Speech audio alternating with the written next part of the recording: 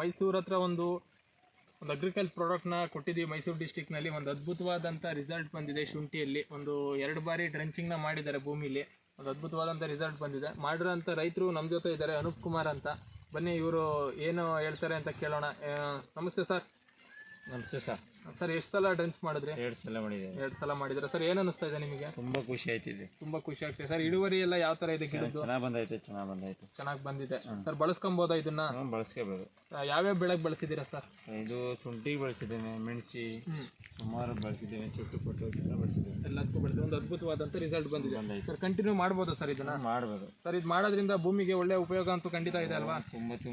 ತುಂಬ ಇದೆ. ನೋಡಿ ಫ್ರೆಂಡ್ಸ್, ನೋಡಿ ನಮ್ಮ ಇರೋಂಥ ರೈತರುಗಳು ಬಳಸ್ಕೊಂಡು ತುಂಬ ಇಳುವರಿ ಕೂಡ ತೊಗೊತಾ ಇದ್ದಾರೆ.